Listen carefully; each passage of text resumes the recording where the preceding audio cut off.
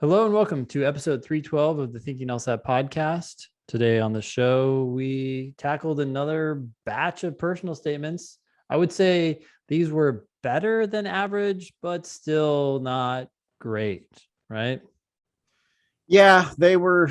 There was not an A in the bunch. Um, Nope. they were in the B minus and below range. They all had something to work with though, so hopefully we were able to give some productive help.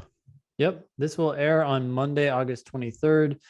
You have the October LSAT registration deadline coming up 2 days from now on August 25th.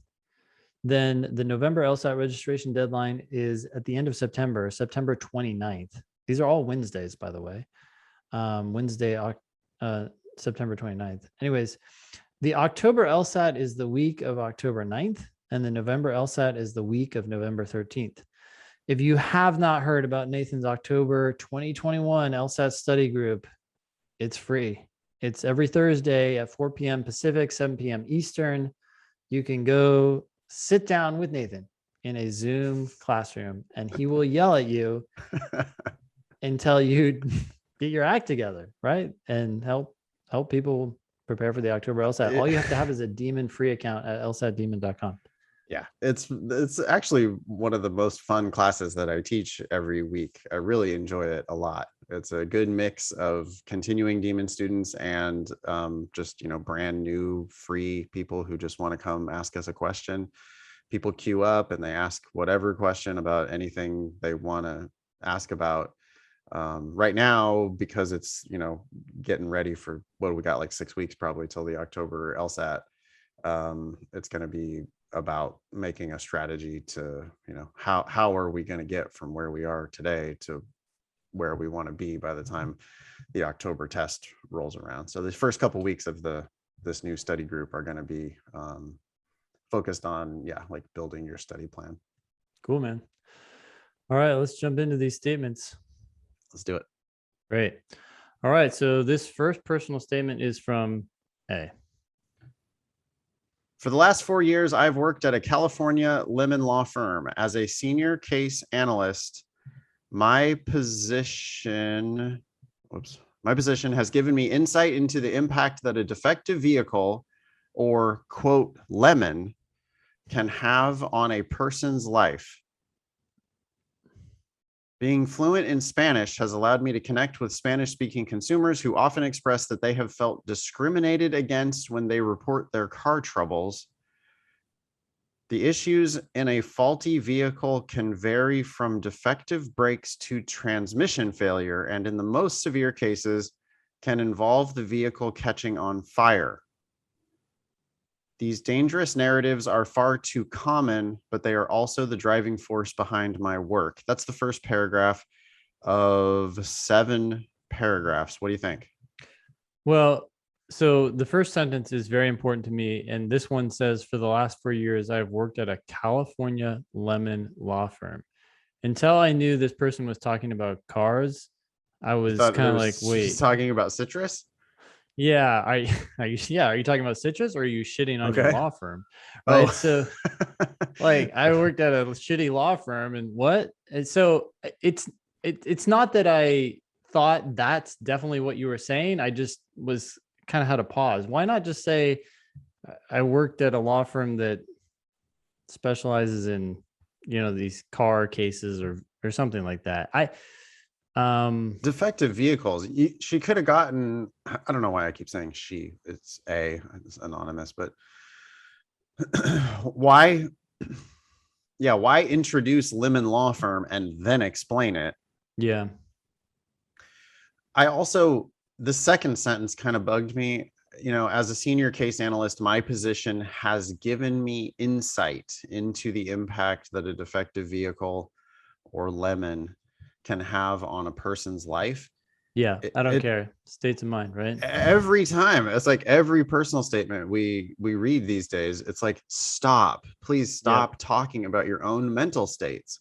Like the fact that this gave you insight, it just doesn't do anything for the reader. We want to know what you did after you got that insight. What do you actually do at the law firm? Yeah. Look, delete this sentence and then move senior case analyst into the first sentence. For Yeah, the instead last of I year, have worked at. yes, which is vague and what you could be a janitor for all we know. So I am a senior case analyst at a what? California law firm working on defective vehicle cases Yeah. or something like that. Yeah, we can wordsmith it, but it's like you open up, you cut down your personal statement length, and you bring out the details that actually matter. Yeah. I she then goes into, she mentions that she's fluent in Spanish, which Yep. that is a major feather in your cap. And I do like throwing it in there. But, being fluent in Spanish has allowed me to connect with Spanish speaking consumers. It's just a little like too much. You Yeah, say it's you speak trying too Spanish, we hard. got it. Yeah. Yeah. You don't have to explain why that's good. I know that that's good. It Yeah, doesn't really add anything. totally. Everybody, so it's like we want you to pick a good time in your life where you're succeeding. We want you then to pick the best facts that show you succeeding. And then we want you to prune out everything else. Here you could say fluent in Spanish, comma, I often helped Spanish speaking customers with their car troubles or something like that. I don't know if that's Yeah. the best I way to don't, say it, but just get in there. we got to keep it moving here, but I don't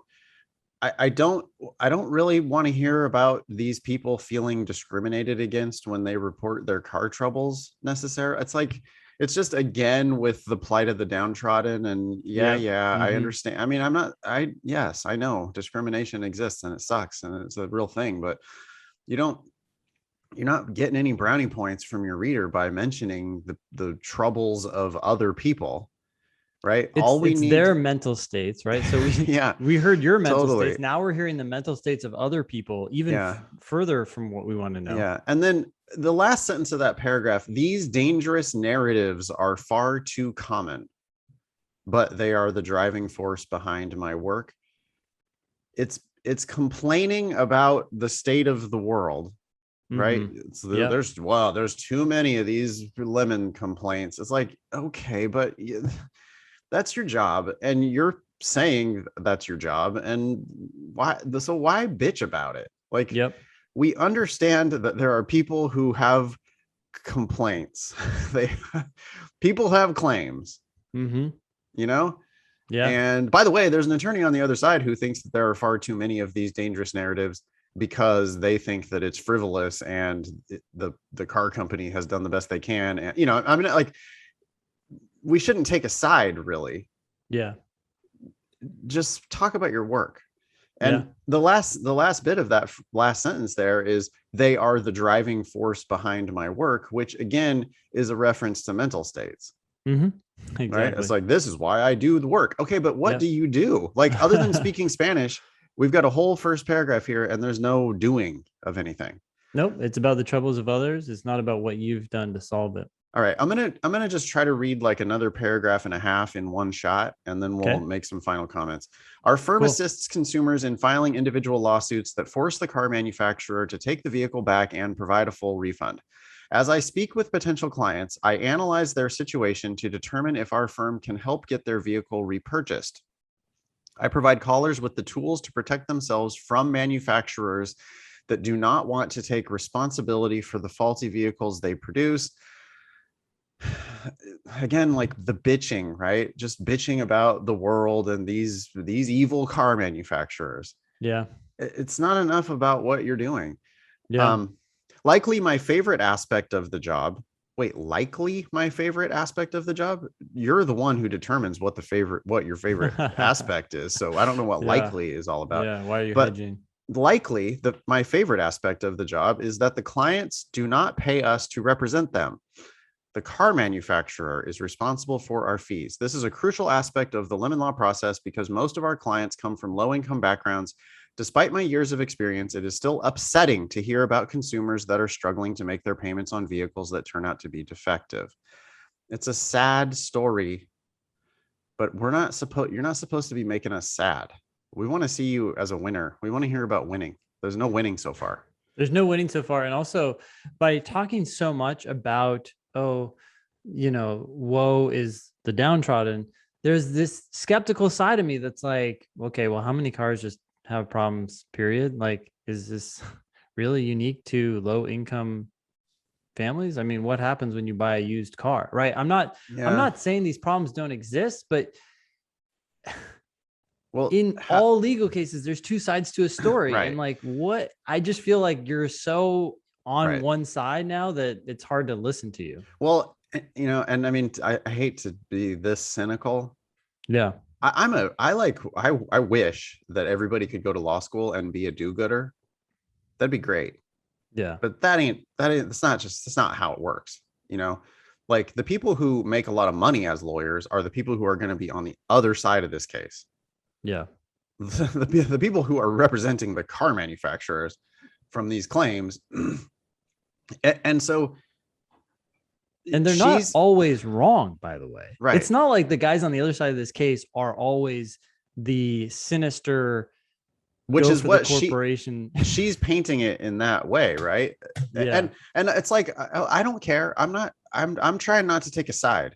Yeah. Yeah. You have to realize that there are attorneys on both sides, and nothing is clear in the eyes of the court.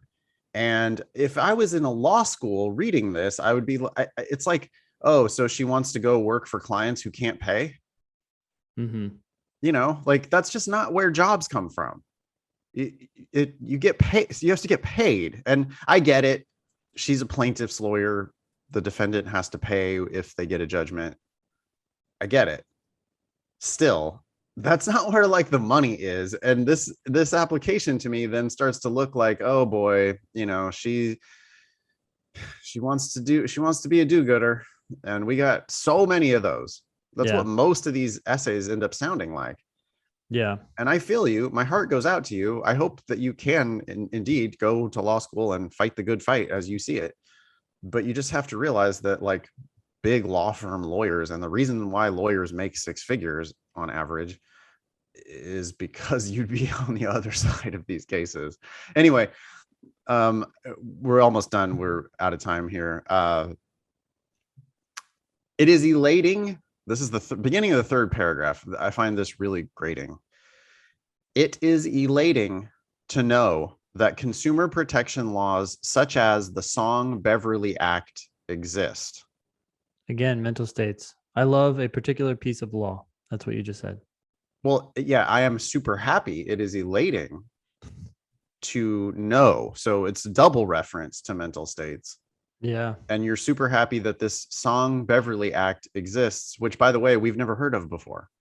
Yep. I don't know what that is. So less opinion generally, right? Just say what you do at work. I still don't really know. I know you're on the phone with these people. Yep. But why don't you talk more about the nuts and bolts of what you actually do? Like, what's it look like to file one of these claims? How long does it take? What do you do during the proceedings? When you get a judgment, what happens? How does that all go down? You could have told me like much more about what it looks like inside of this actual world instead of this lofty, like, I feel bad for people who don't speak English, and I'm glad that there's these laws that protect. It's not we're not here for your political opinions. Mm-hmm. Okay. We got a bunch of these lined up. We're going to try to keep them to 10 minutes each. So I believe that is all the time we have for A. Yep. Thank you, A. Yeah. Thanks for sending that in. Go ahead, Diana. Sorry, really quick. I will say overall, this is a better statement than a lot that we've seen. It's a C. It's more clearly written, right? So, and there's a potential here. There's a story here that you can definitely use to your advantage. Okay. Yeah, just stop like rhapsodizing about the law. Ain't it? Mm-hmm. But I agree with you that one is better edited. Ready for Diana? Yep. Okay, timer, go. I became the director of constituent services for my hometown congresswoman on the Texas US Mexico border in 2019. Little clunky Texas, US, Mexico border. Yeah, three adjectives there describing border. You could have called it Texas/Mexico or US/Mexico. I guess Texas is a little more specific. Sure, but you could even say I became the director of constituent services for my hometown congresswoman on the Texas border. I think we'd understand. Right. Well, Texas doesn't have a border with anywhere else, and we know that you're not talking about the border between Texas and Oklahoma. So, a lot of disputes going on there between Oklahoma. Yeah. So okay, it's not horrible. It's kind of like your I am sentences that you recommended at one point, right? It's I became. It's like an origin story, but at least it's grounding in the sense, okay, I have some picture of who you are or what you're doing. Yeah, you're a director working for a congresswoman. What do you think about all these caps? They've got, I don't love it. Yeah, she's got director of constituent services capitalized. I don't think that needs to be capitalized. She's not going to use a proper noun with that. Nope. Yeah. So I don't think it needs to be capitalized. And also congresswoman probably could be lowercase, right? But she's not agree. naming the congresswoman. Yeah, if you said Congresswoman, Jones blank, or then whatever, you need the cap. Yeah, but, then you need it. But no, titles don't. They also kind of. It's almost like you're making them grander than they are. It's almost like an overselling technique. It's like, yeah, okay, you're a director of constituent services. Great. There's lots of roles out there. Next sentence. My role was to oversee a staff that would mediate between constituents and federal agencies. Okay, I don't love the to be here. My role was, just say I oversaw. Yeah, why make your role the subject of the sentence? Yep. You could have been I. All right, keep going. Constituent issues ranged from helping business owners get owed back taxes from the IRS to assisting veterans with navigating the Veterans Affairs Administration. Seems still like a missed opportunity to say I. Yep. The subject there is constituent issues. What did they do? They ranged from this to that. Just stop, put I as the subject of your sentences. Or you can sprinkle in we if you really feel like your team is what did it. Fine, we help. Well, yeah, she's overseeing a staff. Yeah, that's mediating between constituents and federal agencies. We helped business owners get back taxes from the IRS. We assisted veterans with the VA administration, whatever. Yeah. Okay. Yep. Double space after your period, which is odd because overall, this seems to be well edited. Upon taking this role, I learned that I had more experience in congressional work than the district director, my direct supervisor. Okay, I would just cut that entirely. You don't need to tell us that you learned or realized, again, mental states, but also just shitting on your district director. Yep. It's like you're shitting on the whole organization when you do something like that. It's like, I came into this shit show and I realized that I had more experience than my damn boss. And that it's like, okay, what did you do there? Yeah, it has the opposite effect of what you're thinking. You're thinking that it's selling yourself, but it actually now I question it, one really. And like, it's almost like people who have more experience don't come in and say they have more experience. Right. They just lead. Right. I began setting up processes for intake, directed our staff on handling challenging individuals in emotionally charged situations, super vague, and helped the team navigate the intricacies of communicating with different federal agencies. It's all just kind of vague. Why this list of 3 different things? Yeah, that seem kind of unrelated. Sure, you did all these things, but they're all vague. I began setting up processes for intake. Okay, can you elaborate? And this emotionally charged situations thing is just like, I would just cut that. Yeah. I don't want to hear about the drama. You directed your staff on challenging individuals. Don't talk about challenging individuals. No, it reflects back on you. You think they're challenging. Maybe just handle the problem. I also helped my supervisor create continuity memos and produced templates for legislative correspondence. Okay. At this point, I'm kind of overwhelmed with your list of things. Right. You That's have 5 another two items. things. There were 3 things in the previous sentence, then 2 things in that sentence, and they're all kind of vague. I I mean, don't I know what guess a I continuity memo is. What is it? right. Continuity of government? You're creating a Yeah, like here's how we transition to the next administration. I mean, I guess I'm totally wildly guessing though, which I probably shouldn't be doing. and why? Is that a need? I don't understand. Yeah. As I attended meetings with local government representatives, we developed relationships that allowed us to have insight into responding to surges with asylum seekers at our international ports of entry. We developed relationships that allowed us to have insight into responding to surges with asylum seekers. That should probably be of asylum seekers at our international ports of entry. Way too many clauses there overlapping, right? And this alone could be a whole paragraph or Well, yeah, story. I would love to hear more about that. But like we developed relationships that allowed us to have insight. That's the you got to get that mental state in there. Yeah. What did you do? You solved a problem. There were surges of asylum seekers at your international ports of entry, and you had to do something about it. Great. I How, would like to hear a lot about that. how about this? I met with local government representatives to Mm. understand No, how about to or develop to, a response yeah, how about to yes, these exactly. surges of asylum seekers? To develop a response to this resurgence in asylum seekers. Yep. Yeah, There you go. you did something nifty there, Ben. That the use of to, Yeah, yeah. um, I don't know, I don't have like a better name for that, but it's a very useful little word. And you could just get right to the point instead of this allowed us to have insight into responding to. No, you met with them to respond to the surges.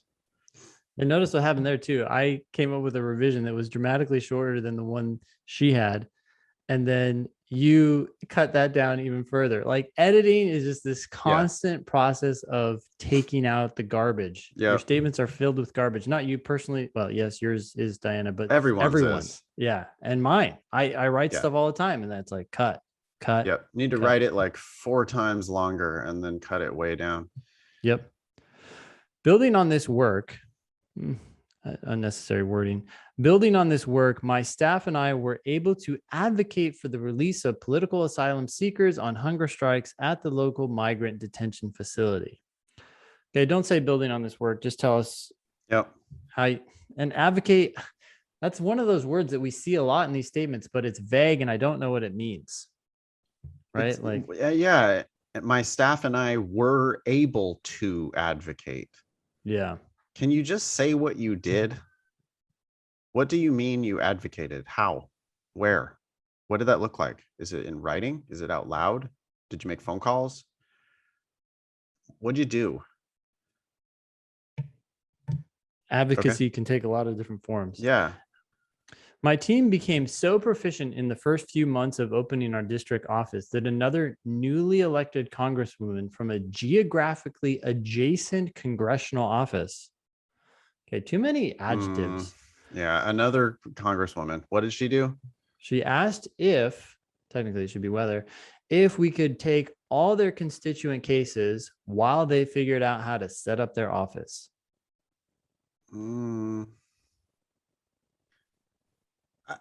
There's a point there that seems kind of good.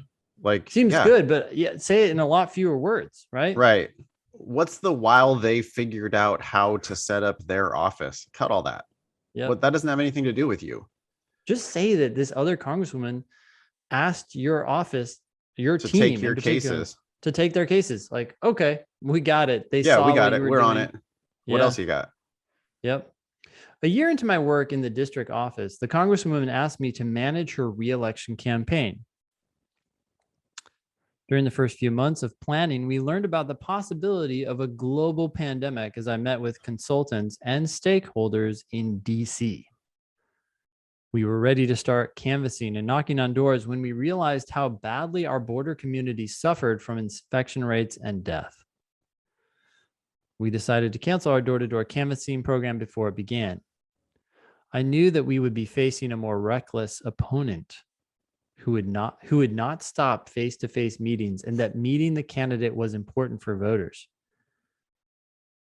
I reached out to other political operatives and campaigns to learn how they were adjusting their operations. However, nobody knew how to run a political movement in the middle of a pandemic.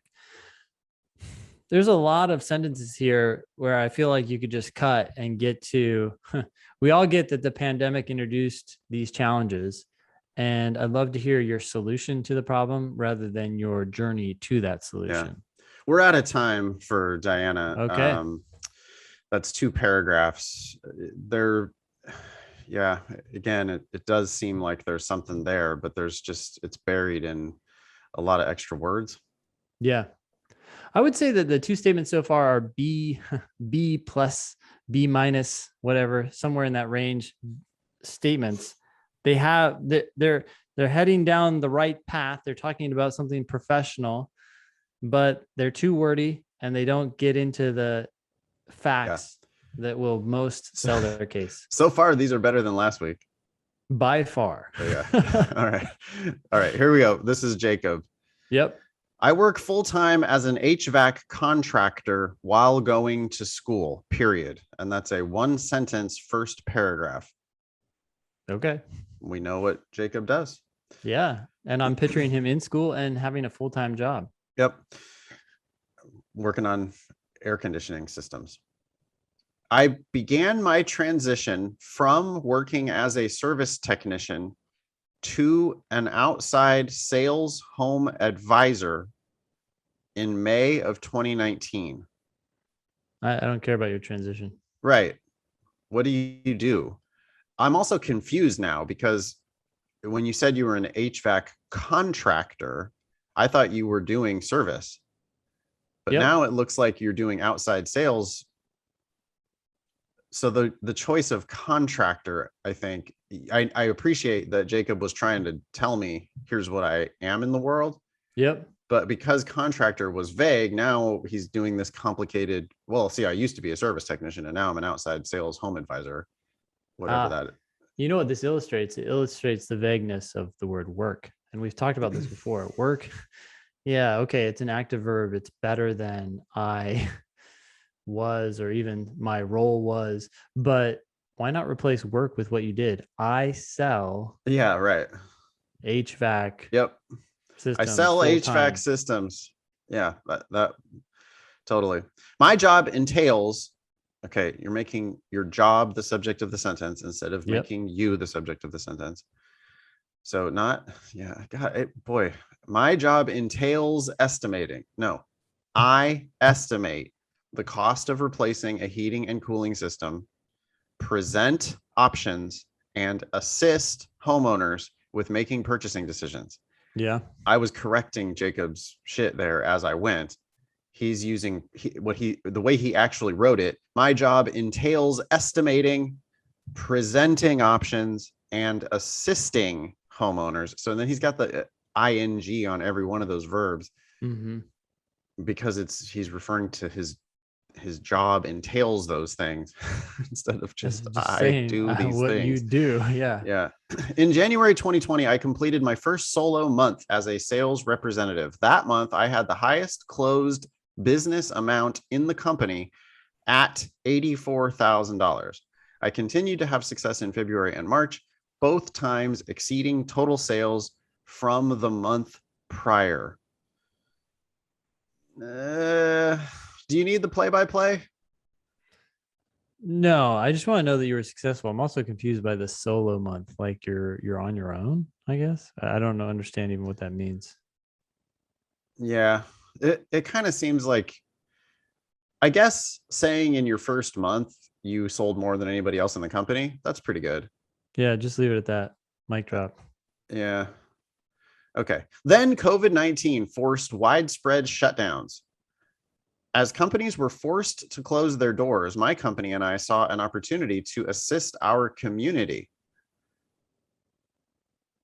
I spearheaded the launch of our Shop Local campaign, a small business relief program intended to support businesses that were forced to suspend operation. That should probably be operations. We asked our community to buy gift cards at local service industry businesses, fill out our program form, and we would then mail a matched gift card up to $75. That's a real bad sentence. It looked like you were going to say a list of things that you asked your community to do. Yep. And The then middle thing, fill out our program form. That's continuing the previous, you asked your community to do that. But then comma, and we would then mail a matched gift. That should just make it 2 separate sentences. make it 2 separate sentences, but to get into the grammar, if you're going to create a list, then you need to finish that list. You didn't finish that list. So now you need and between your 2 first items. Yeah. And that would just We look also weird. offered to deliver a free MERV 13 filtration mask insert to anyone who requested.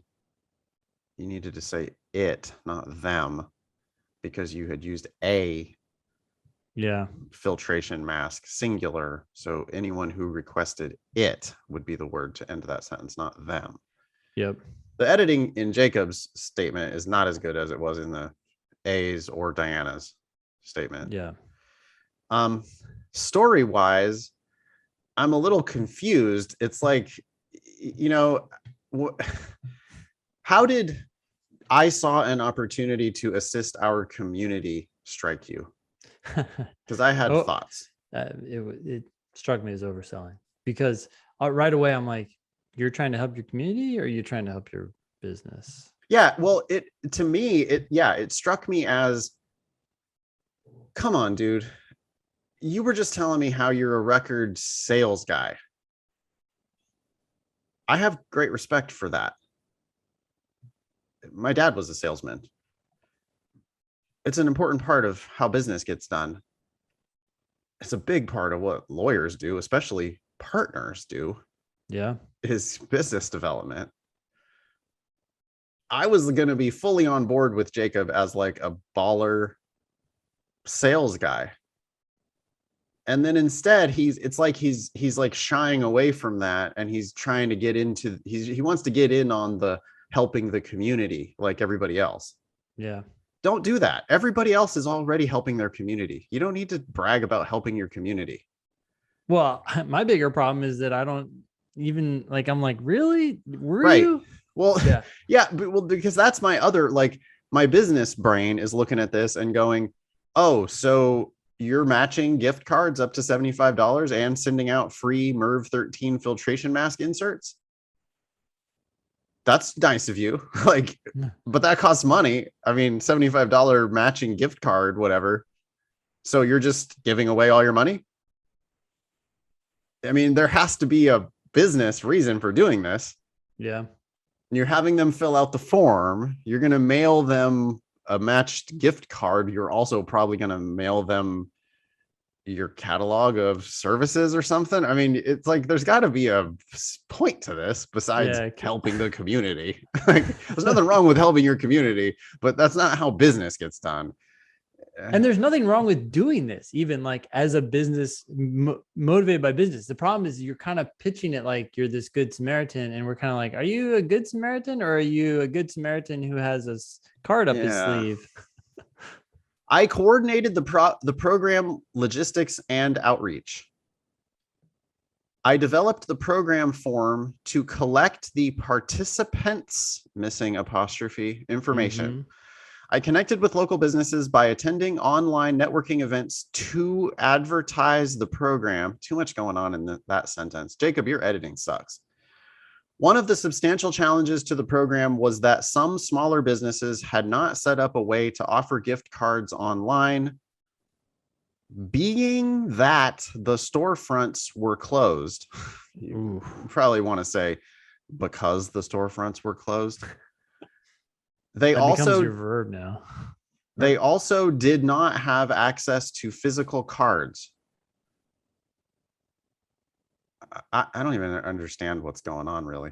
I assisted these companies by developing an e-voucher system we could offer in place of gift cards. Some of the businesses I worked with did not have the ability to implement the voucher system. I coordinated with these business owners to ensure that all of their clientele who participated in the program received a matched donation for their contribution. It seems like something cool happened here. I'm having a hard time kind of understanding it. Yeah. I processed over 200 receipts and vouchers we had received. Omit, we had received. By organizing a spreadsheet to track participant contributions. I arranged the purchasing of the correlating gift cards and provided the necessary tax forms to our accountant. Many participants did not provide us all of the necessary information I needed to mail their gift card. I reached out to these people and collected the missing information. I then drafted a letter regarding the program's impact and mailed it out with each of the gift cards. I also packaged and coordinated the delivery of care packages that were given to the employees of the impacted businesses. I fielded customer service requests regarding the program and analyzed ways to make the process more efficient. I have to know how you made money on this. Surely you made money on this. The campaign generated over $40,000 paid out as a match to the receipts we received. Wait, so you guys paid $40,000 in matching? We also delivered over 1,000 mask inserts to local nursing homes, medical facilities, and other businesses. Through social media, I helped spread the word to other HVAC contractors, which resulted in the program being initiated nationwide. By whom? In total, over $500,000 was generated to support small businesses across the country. Boy, he's claiming all that like as his accomplishment. In addition to managing the Shop Local Relief Program, I continued to work full-time in the home advisor capacity. In June of 2020, I became the first employee in customer history to close over $200,000 in a single month. By the end of 2020, I had closed over $1.2 million of business, with a company high 45% close rate and $9,500 average sale. Since then, I have continued to be the top sales representative at the company. In July 2021, I once again broke the single month sales record, closing over $299,000. In total, I have sold over $3 million across 26 months. I am eager to learn how my experience as a sales representative can benefit my transition into the legal industry. Ooh. So Me actually, too. This is you're almost selling yourself as a salesperson so much that now I'm kind of like, Right. wait, you're kicking ass. Why are you coming to law school? Right. And then you turn around and you say, I'm curious why I'm going to law school. I think Jacob should not go to law school. Yeah. Jacob, you're too successful in what you're doing right now. Why the hell would you go to law school? Yeah, I mean, you sound like you don't know yourself. Right. I am eager to learn how my experience as a sales rep can benefit my transition. I think you're going to get into the legal industry and you're going to go, shit, why did I do that? Why don't I go back to doing what I was so good at? Yeah. Normally you don't have to explain it to law schools. If you present yourself as such a baller, you don't have to like make the connection super tight as to what kind of a lawyer you're going to be. Yeah. But Jacob went so hard. I mean, besides the whole middle thing about COVID, Jacob went so hard on I'm a kick-ass HVAC sales guy that I do think the reader naturally is going to go, wait, so law school? Because why? Yeah. I think you need to say something. I like the one sentence, final paragraph, transition statement of, but I think Jacob, you need to like say something specific that you think you want to do. Yeah. And if you really have no clue, then just don't go. Yeah, right. You're like this. It doesn't. I don't see anything here that makes me think like, oh yeah, well, you should absolutely be going to law school. Are you sick of sales or something? Like I don't understand. Right. Yeah. what do you think about the whole COVID? I actually think it's something you could definitely write about. I just think it's unfortunate that he started off by overselling it. Like, as companies were forced to close their doors, my company and I saw an opportunity to assist our community. Just say, as companies close their doors, I spearheaded the launch of our quote shop local campaign. All of a sudden, it's like, now you're just telling me what you did. I don't have to judge Right. whether it was a community I effort or not. I just I like, think oh, okay, cool. What'd you do? I want to know how Jacob's company benefited from all this. Yeah, that would be interesting. It would really fit his narrative of a kick-ass like closer. It's got to be his. It's got to be his company is selling, right? He's selling gift cards to local service businesses as a like a hey, we're fucked because COVID. We have to close down our operations. Help us out. And the community is like, yeah, well, of course, we know you. We live here. You live here. We're going to use your services next year or whatever. So we'll buy a gift card from you to keep you going. Yeah. Right. And that's what is happening. But so I think Jacob made sales through this because it looks like too much charity. Like if his company is just giving away $40,000 or whatever it is, Yeah. I don't understand how it just doesn't like mesh with Jacob's story about business generation. But the crazy thing is though, right? Like, even if Jacob never tells us why they gave away this $40,000, if he drops the claim that this was a community outreach effort, in some ways it becomes less important. Like, you just kind of maybe assume that it was to benefit the business, and you don't have all these like skeptical thoughts about it. You're just like, oh, okay, well, that's what happened. Probably benefited the business.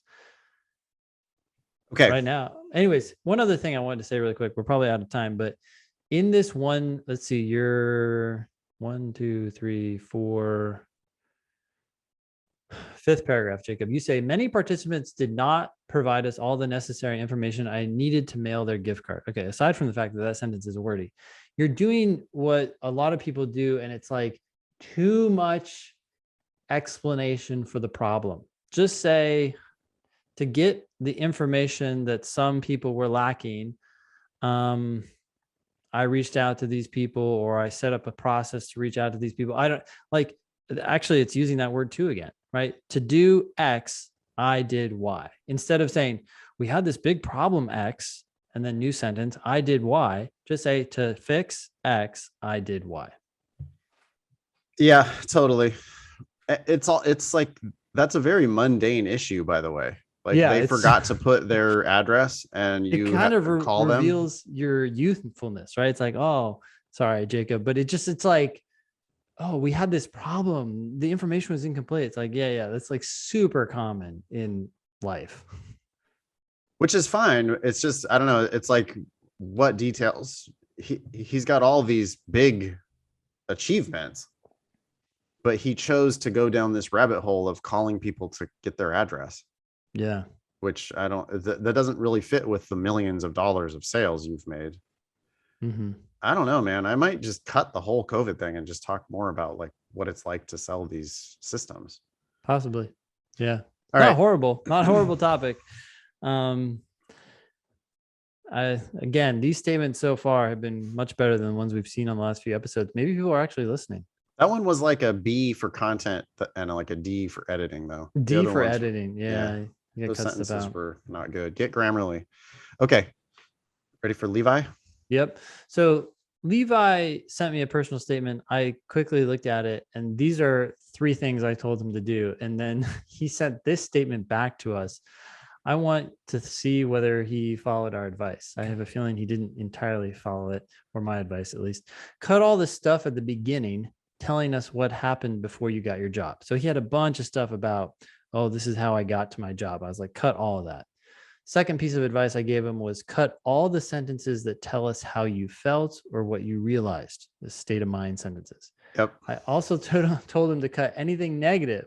For example, he had repeated a couple of times that he had no experience teaching, stuff like that.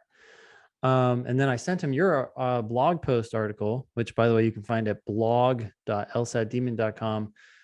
I think it was why your personal statement sucks. Okay. Anyways, here's Levi's personal statement.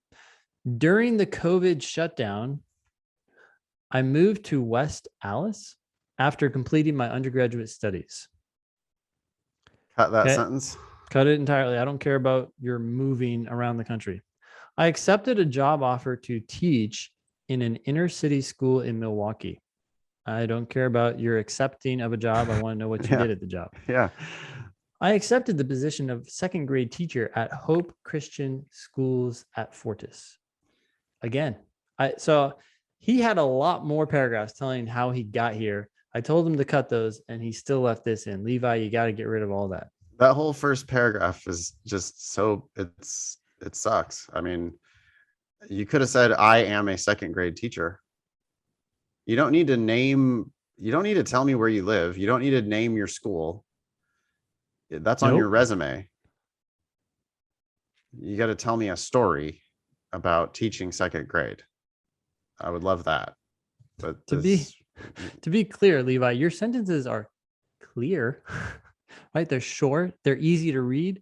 The content is not what we want to hear. There's nothing there. I don't give a shit that you moved after undergrad. Everyone does that. I accepted a job offer. Yeah. Oh, wait. Hey, what happened before that, Levi? Did you send in a resume to them? And did they interview you? We don't want to hear about those things. So why do we want to hear about you accepting the job offer? Yep. And he says it twice, 2 sentences in a row. I accepted a job offer and then I accepted the position. What are you doing? Okay.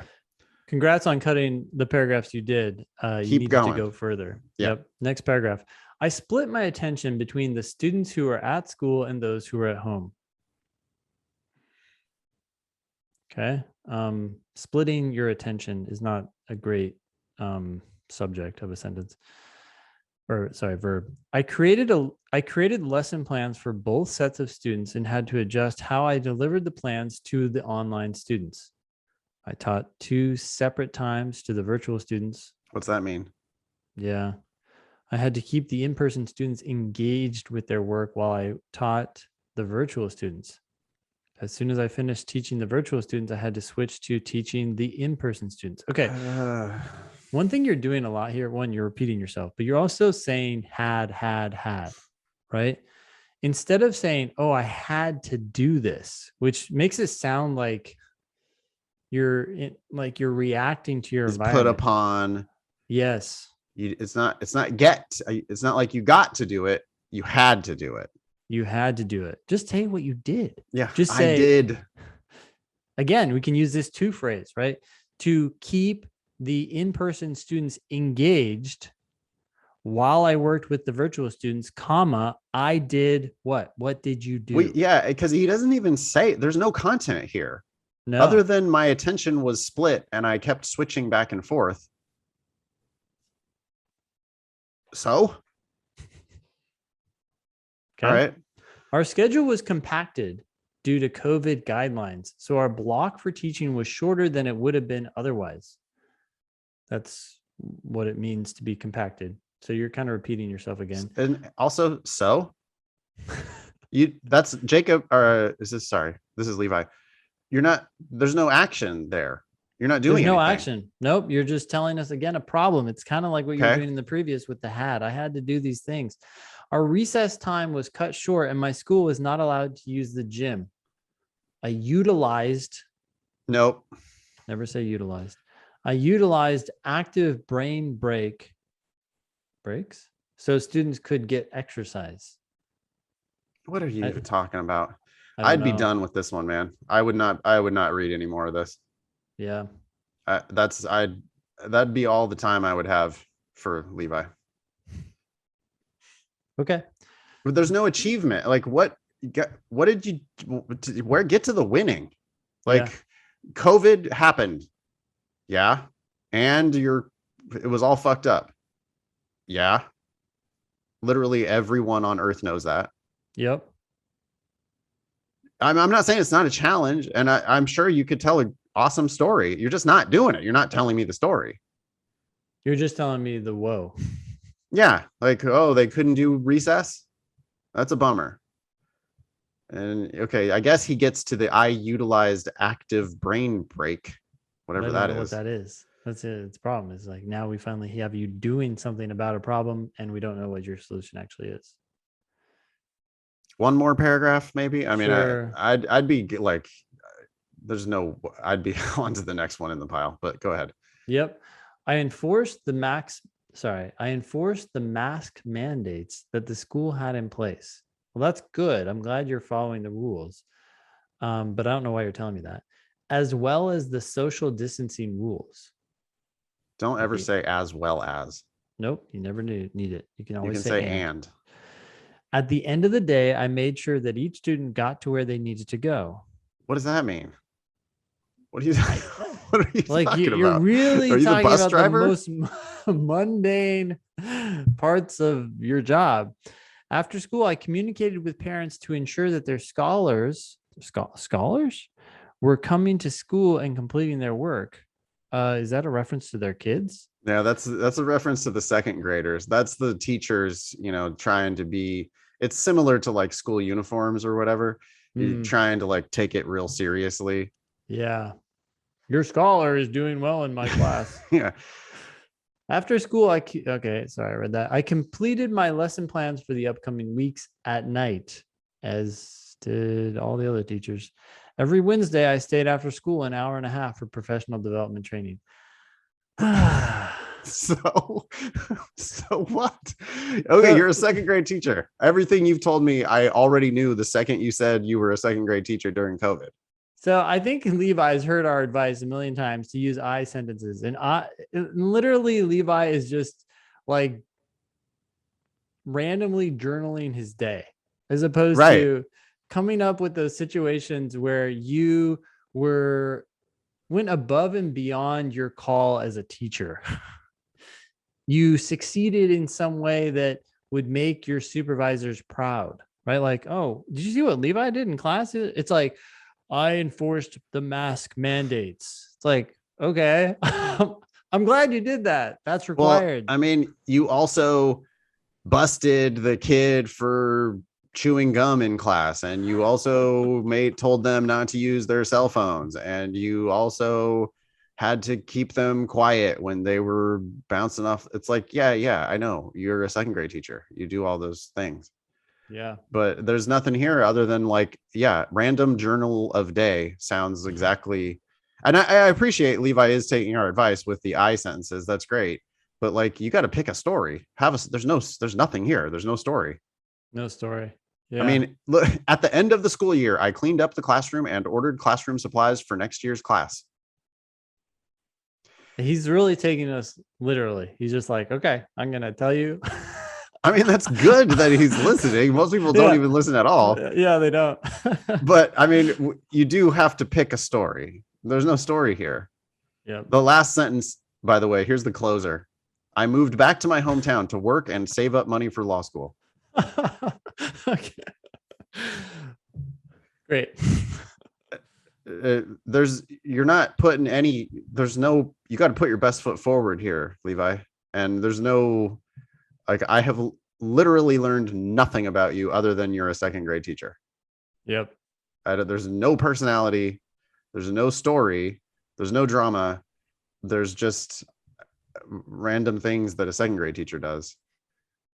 And this does seem like a situation where you might need to connect it to law school somehow, because it's like, so what? Why are you? What are you doing now? You moved back home to save up for law school because you had to do all these things. You sounded miserable in your job, honestly. You sound like I had to do this, and then I had to do that, and I had to work late. So now I'm going to Also, law I mean, school. like saving up money for law school. How that's a lot of, good. I mean, we'll talk to you in 10 years when you've saved up enough money for law school. Yeah, what do you mean by that? Really, It's living expenses, I guess. But don't pay for law school. just That's don't the pay for best law way school. Yeah, get to it. save up for Yeah. law school. All right, next. Yep, Genevieve. Genevieve says, I graduated from Illinois State University in May of 2015 with a bachelor's degree in communication. That's on your resume, and It's on your transcript. graduating. It's on your resume. That's not a story. That's not okay. After And keep in mind, by the way, just as a litmus test, everyone who's applying to law school graduated from a university. Indeed. So what are you're selling your, like, I brush my teeth in the morning. Yeah. After graduation, comma, I remember being imprudently confused that my life's work had not appeared to me immediately. Space, I think that's an N dash, space. Was this not the deal I made for attending college? Question mark.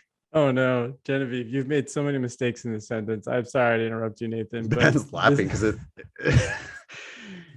it's a state of mind, right? It's remembering don't something. care what you remembered. Yep. Okay. It's failure, imprudently confused. You're confused. You want the admissions people to see you in, you have it, what, 20 plus years of your life, and you chose to share with them the moment you were confused. Like, don't do that. So it's a state of mind, it's a failure, and now you're asking a question,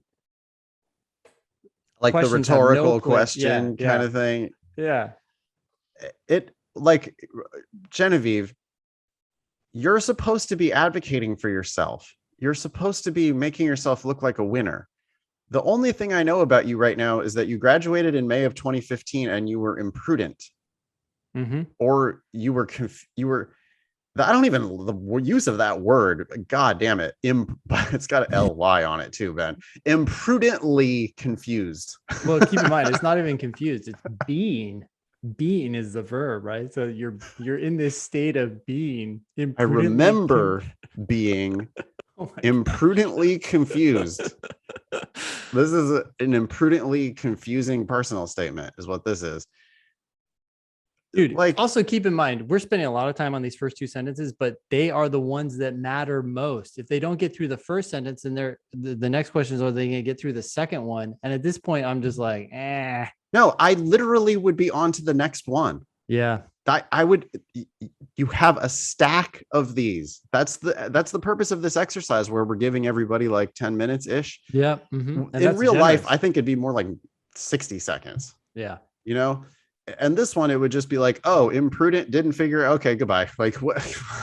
You're not telling me a story that makes me want to read more. Yeah. You're telling, I mean, and Genevieve, yes, everyone had this exact same experience. Everyone graduates from college and has no fucking clue what's going on. Yep. So what? What I lacked was focus and life experience. Yeah, no shit. That's what happens when you graduate from college. I wish I could tell my younger self that everything takes time, space, dash, space. A life's work does not happen overnight. Rhapsodizing. That's a double mental state reference. She wishes today that she could change the mental state of her younger self with this bit of wisdom that she has now, 6 years later. Yep. And then the last sentence of the first paragraph: every step of my career to date has led me closer to law school and becoming an attorney. Oh, no. Literally nothing. Cut that entire first paragraph, Genevieve. Yep. That is not at all what you want to do. There's nothing to keep there. None of that. Nothing to keep there. Interestingly, I'm curious if this next sentence would be, looks like it could be 10 times better as a first no, well, sentence. that happens very frequently, right? Like probably a third of the statements we read, if you just cut the first paragraph, you start in a much better spot. Imagine that in August, know Genevieve at all. Yeah, sorry. Imagine we didn't know her at all. Now listen to this anew.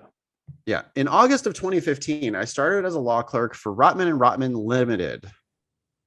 Dash, where my legal career began. Genevieve, your dash privileges are fully revoked. Like you use them with spaces sometimes, then you don't have spaces. Just stop doing that. You don't need to do that. You also don't need to tell me where my legal career began anyway. Yeah. All of these things, Ben, everywhere that she used a dash, she does not need to include the rest of whatever she put with the dashes. Yep. but just don't use dashes, period, Genevieve. Their practice areas, so that's referring to your firm, their practice areas, I think you should say our practice areas, included family, probate, bankruptcy, and small business law. I was exposed to many parts of a law space suit, from observing initial client intake processes, going to court, and physically filing. You should probably put motions instead of a motion. Dropping off courtesy copies to a judge's chambers, probably make that plural too, all while running around the city. Oh God, cut that all while running around the city part. I not only found a job that I enjoyed, mental state, but I found a desire to keep learning and improving with more responsibility, mental state. But at least she's at a law firm. That's good. And now, Yeah. I now at least it makes me picture her as a working law clerk instead of as a confused undergrad or right out of college. Yeah, it's unfortunate because there's missed opportunities here. I was exposed. I don't care about what you were exposed to. I want to know what you Yeah, did. I So, observed initial client intakes. yep. I went to court and physically filed motions. Yep. I dropped off courtesy copies at judges' chambers. Those would all be good facts. Those are all like points in your favor. Mm-hmm. In January 2016, I joined the law firm, Matushek Niles, where I started as a receptionist and was promoted to legal assistant shortly thereafter. That's a bad comma, right? After law firm. Yeah. Use Grammarly. Their practice, again, you could probably say our, because you're working there at the time. Our practice focused on toxic torts and premise liability defense. At the same time, I don't really care. Like, what did you do? Right. Additionally, I started courses to obtain my ABA accredited paralegal certificate, don't need caps on that, at the College of Lake County. It's on your resume, it's on your transcripts. I had the interests and aspirations of working in a legal environment as a paralegal. Good. Okay, goodbye. I'm done with that one. Like, that's at that point, it's like you're telling me that you were interested and had an aspiration of working as a paralegal right after you told me that you started courses in a paralegal program. Yeah. Yeah, I get it. Ooh, this is bad. Sorry. My courses greatly assisted me in understanding the entire life cycle of a lawsuit. And now you're using lawsuit as one word. Before you had it as two. It's sloppy editing. Yeah. It's not a good story. It's rehashing a lot. That first paragraph was such a bummer with the imprudently confused. Cut the first paragraph, fix all the editing. This is too much of a, I see your paragraphs in August of 20. So your first paragraph was when you graduated May of 2015. Your next paragraph is in August of 2015. Your third paragraph is January 2016. Your fifth paragraph is May of 2018. It's like you're basically taking bullet points on your resume and writing a paragraph about each one. You don't want to do that. You want to take one experience. And by the way, I don't know. Why not just start with your last one, the one that starts in May of 2018, where you're actually at this well-known international law firm. I'm pretty sure they're international. And start talking about what you did there. We don't need to learn about your experience getting there. You're a paralegal at a big law firm, a big fucking law firm. Show us what you do there. And that's your personal statement, nothing else. So I would cut everything up to in May of 2018. I would drop the May of 2018 and I would start talking about your experience at Cat and Muchin. Yeah, I am a compliance coordinator in the conflicts of interest department at Cat and Muchin Rosamond. I wonder why they say Rosamond. I don't even know if you need all that, but you could, it's kind of a nice firm. So maybe I process audit requests on behalf of the firm, and don't capitalize firm. Yep. And then just say more about what you do. Now at this But firm. not, I have had the invaluable experience of interacting with the many facets and departments of a big law firm.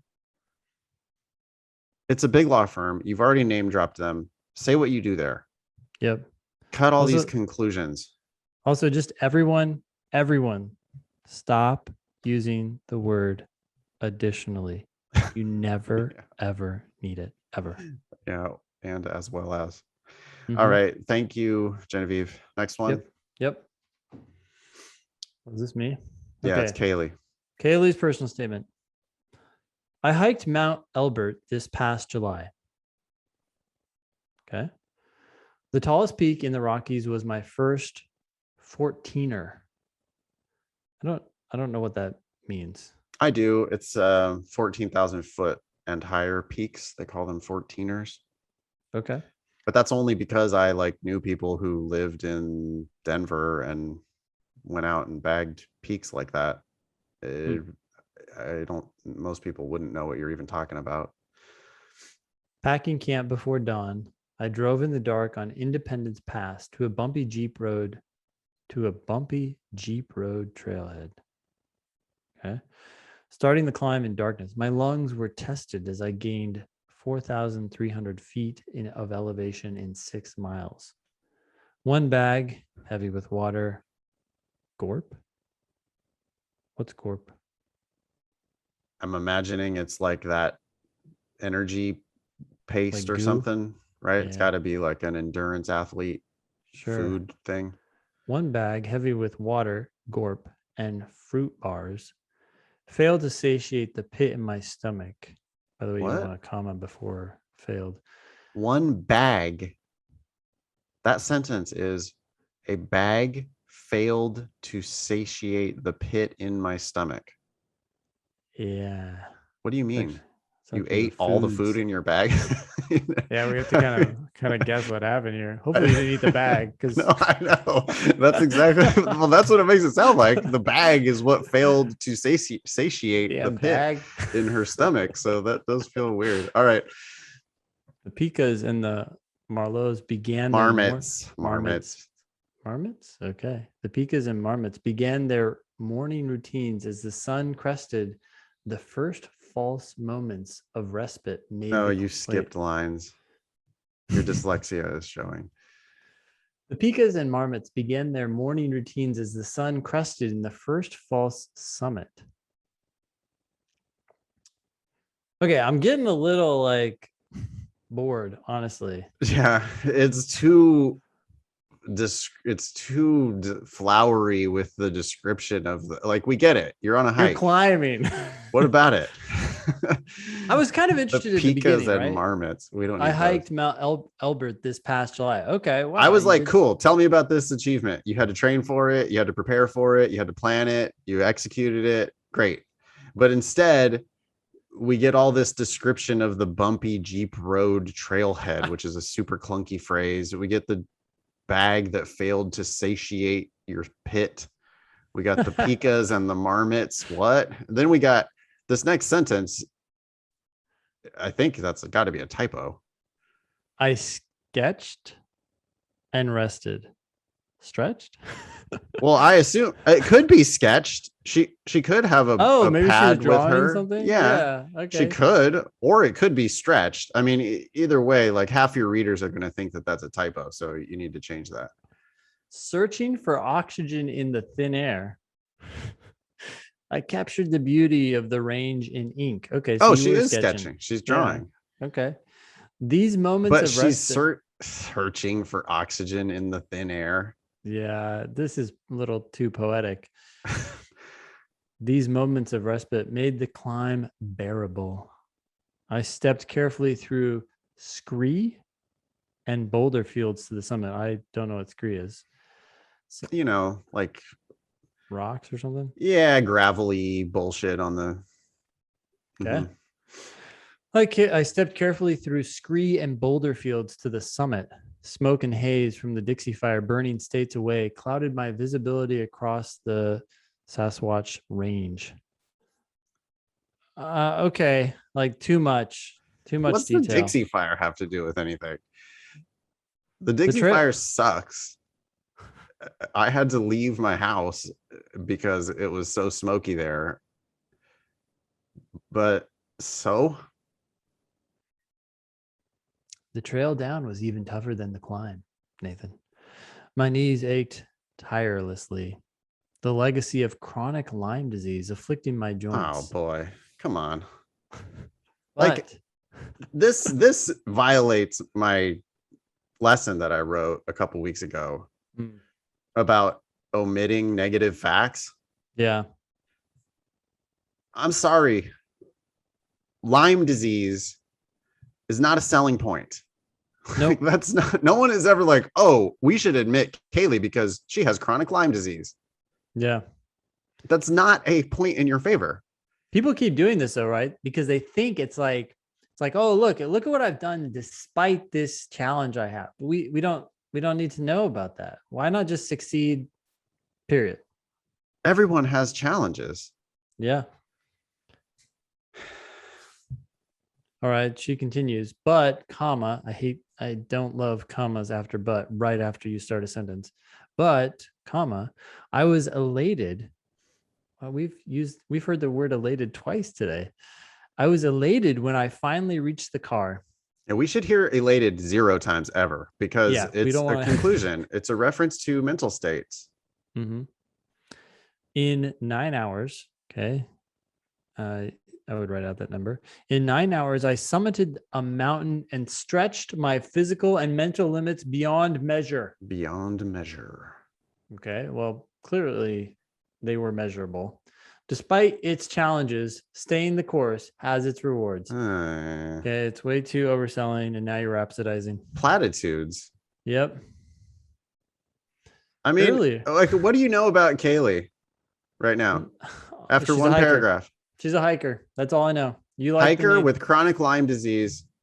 Yep. She climbed one 14er and decided that that's what she was going to hang her personal statement on.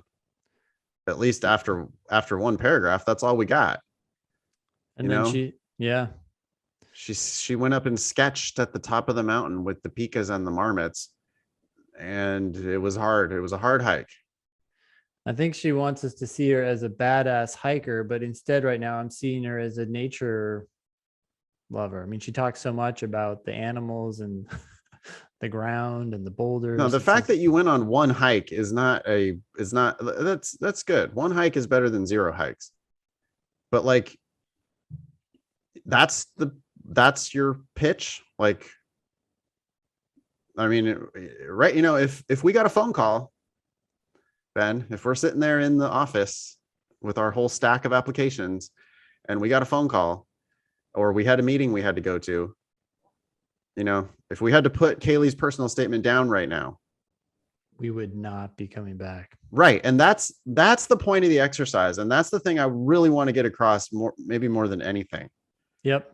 They're going to give these statements very little attention, I think, frequently. They've got a whole mountain of them that they have to get through. They're looking for some sort of they want flavor, right? They want like, okay, beyond Kaylee's resume, who is Kaylee? And this is like, she went on a hike one time and she overshared her Lyme disease. And when we come back from our little birthday celebration that we have to do in the fucking office, and we come back to our desk to do our work, it's like, what's the next one in the pile? You wouldn't be picking this one back up. No. How much time do we have left on the clock for Kaylee? 90 seconds. Oh, earlier I spent my summers exploring forests on foot in upstate New York with my sketchbook in tow, learning through observation. I was privileged to grow up with access to trails and healthy wilderness in Mohawk ancestral lands. My proximity to nature significantly enhanced my quality of life. Yet, in near-high Poughkeepsie, where my mother works, a food desert, food desert Yeah, okay. A food desert and old industrial center exist alongside remnants of PCB. I don't know what that is. Dumping and polluted skies. Who cares? Yeah. Like you have your sketchbook, you're in the wilderness. Like I haven't learned anything new. If I came back and gave you another 30 seconds, I'd still be like, yeah, okay. Next. Sorry. Yeah, this is just like she's like nature's good, pollution's bad. Um, then yeah, we're done. But at a small scale, I noticed how local zoning laws and regulations made a difference in land use and environmental health. Now you're an expert. You're an Yeah, artist. it's reference to mental states, telling me that regulations and zoning matters. Yeah, no shit. I don't know, man. I want to be on these people's side. I am on your side, Kaylee. You're just like this story ain't. You're not encouraging me to believe in you No. more. You're Kate, and then look at what Kaylee says later. So in the future, at age 11, oh no. which means you were talking about something before age 11. Oh no. It's really not good. Oh, and it's a bad thing that happened. You got flooded by Hurricane Sandy. Okay. You getting flooded by Hurricane Sandy is not a point in your favor. Yep. It's not, it's a zero. It's just a zero. I understand that it was a big deal to you. Fuck yeah, it was a big deal to you. Yeah. Hurricane I remember Sandy that. Yeah. and your house getting flooded. That's a big deal to you. It's not a big deal to the law schools are like, yeah, so what's that have to do with your application to my law school? Mm-hmm. Like, I think what she's trying to get across here is I care about the environment. She eventually gets into what is this? Okay, third paragraph. I sought a way to channel my environmental concerns. Vegetarianism and recycling were not a panacea. And advocacy was an antidote to despair. Oh no. Cut that whole sentence and actually talk about what you did in advocacy. Ah. Look at So this last paragraph, beginning of the last paragraph. Fearless advocacy and legal analysis will prepare me to meet the next generation of challenges.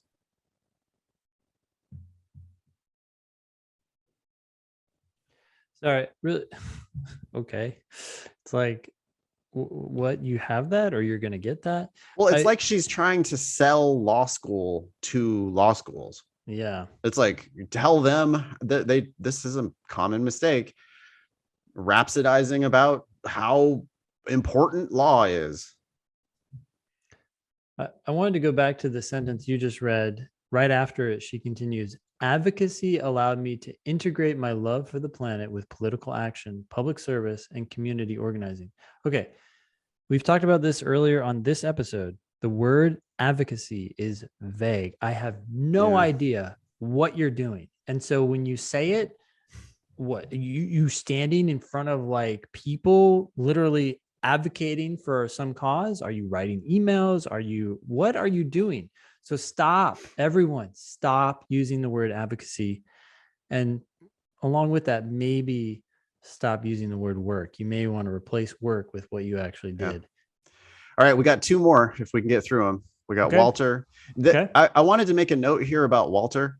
Sure. This is an email. I took the LSAT twice, scoring 165 and 180. This is a former Demon student who studied with us and eventually scored actual 180. Okay. I applied to Berkeley, Harvard, Yale, Columbia, UVA, Chicago, Michigan, and USC. I was rejected by the first three and waitlisted by the rest. My undergraduate GPA is slightly below 3.9. So this is like a 3.85 and a 180 who got rejected at Berkeley, Harvard, Yale, and waitlisted at all the rest of these schools. Wow. That is. I'm wondering if I made an unforgivable mistake in my personal statement. I fired back right away and said, hey, dude, when did you apply? And he says he applied toward the end of November / beginning of December. And I think that's a big part of the problem. It's also, I mean, last cycle, most competitive cycle ever, he applied middle. Go ahead. Yeah, I don't know. I mean, at the same time, I mean, yeah, he's applying late. I agree, and it was a competitive cycle, but I also feel like with the 180 and a 3.85, I'm just, it's like they want to make room for these good numbers. So Yeah. yeah, I don't think that helped. I wonder what he did in his personal statement. Is this the one he used to apply? Yeah. So here we go. I Okay, rushed around the building, blocking off hallways with folding chairs. So it was like dropping us into the action here. sure. You A need a Green comma. New Deal protest was overwhelming Congressman X's district office, and I, the lone intern, worked to direct the protesters' stampede as staff members tried to develop a dialogue with them. Rebuffing the staff's attempts, the crowd's most zealous members began interrogating the district director, demanding she divulge the congressman's opinion on the Green New Deal. As the harangue fast approached a fever pitch, the staff and I, cloistered in a side hall, discussed how we might regain control of the situation. Our conversation was interrupted when the district director realized a reporter was recording her, precipitating a tense exchange between the two of them about the recording's publication. The congressman's DC office makes initial policy announcements, and she worried the recording might subvert this practice. She was eventually able to reassure the group that Congressman X would announce his stance on the Green New Deal shortly, leading the appeased protesters to trickle out of the office.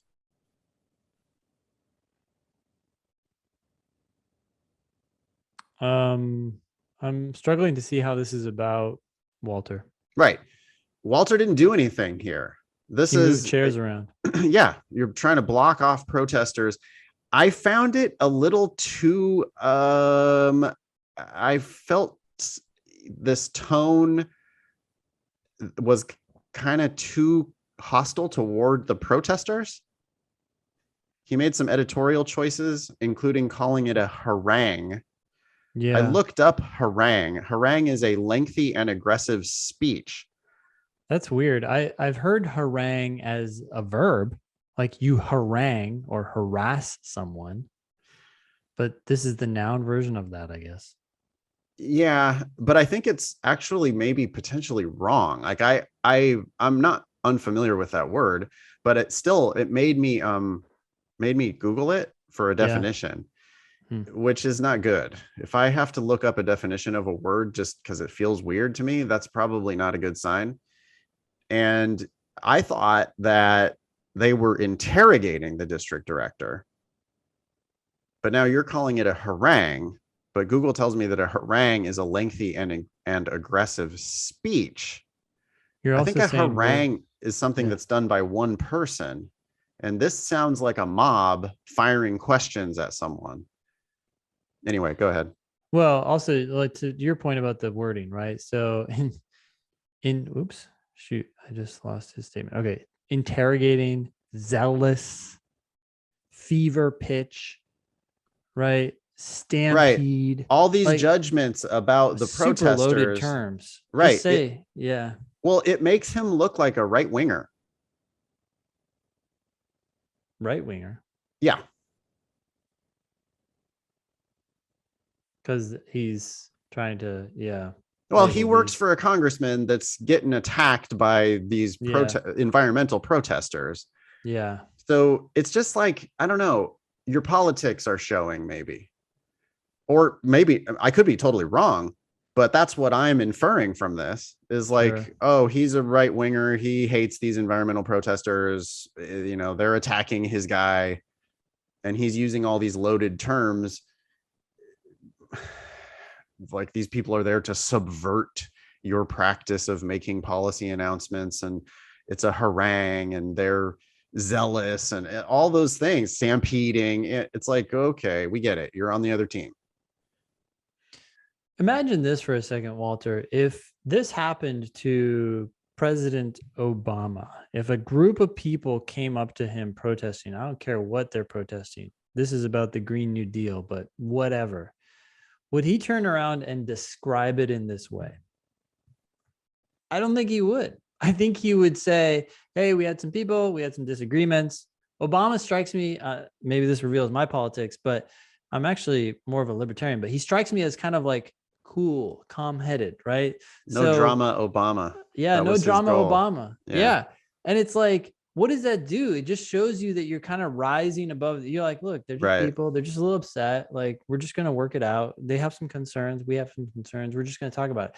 Instead, you're making it this like thing. Oh, we Well, cloistered in the side hall. It's like, oh my as if God. it's It almost sounds like yeah, January 6th. yeah, January 6th riot. It's like, Yeah. maybe they're just like, hey, Do I what have up? that date right? Is it January? Was it January 6th? I think so. Yeah. Okay. Yeah. Yeah. That's what he's trying to make it sound like that. Yeah. But it's really like, yeah, I agree with you. I totally agree. He's trying to like, he's trying to like create this picture of this like vibrant, like, wow, look at this thing, Yeah. look at this event. But what he ends up doing is kind of shitting on the other side and yeah, making it look like he's kind of overselling the drama. And that's a very long paragraph where Walter didn't actually take any action other than move some chairs around. Yeah, it sounds like he's this passive observer too. Oh, we Right. cloistered in the hall and listened to this other person Right. address the journalist. So let me move on a little bit. There was one thing in here that I really want to make sure I get to. Okay, sorry. Let me say one more. Sorry. Yep, go ahead. One more thing. The top 3 schools, right? He said rejected him. I was rejected. Yeah, I got rejected to Berkeley, Harvard, Yale, and then waitlisted everywhere else. Okay, so I mean, Stanford wasn't listed there, but it's not surprising to me that Harvard and Yale and Berkeley, for that matter, were just like, we're done, we're out. Those are Ivy League schools. They are like at the very top of whatever mountain you may imagine, and they like to think of themselves as intellectuals. This is the opposite of intellectual right now. Because it's right? just too much with the like, look at this crazy emergency that happened. Yeah. Okay. In response to the protest, Congressman X decided to hold a town hall to discuss the proposal and publicly state out a position. Stake out a position. And that's not, okay, but that's not you doing anything. Nope. I volunteered to help Logan, a junior staff member, organize the event. In preparation for the town hall, I reviewed the congressman's record on past environmental legislation and read the House resolution on establishing a Green New Deal. I noticed a particular absence of firm policy proposals in the resolution, and that's capitalized. Don't do that. Recently, having taken an industrial organization class, I found myself wondering what policies would best accomplish 2 of the document's stated goals, limiting monopolies and promoting competition. Hoping these issues would be addressed at the town hall, I turned my focus to helping Logan with preparations. After searching through regional newspapers for information on climate activism and perusing the office's files for recipients of climate-related service awards, I created a prospective attendee list and we got to work inviting constituents. That's the second paragraph. I have one real big problem with that paragraph. I don't know why it bothers me so much, but who the fuck is Logan?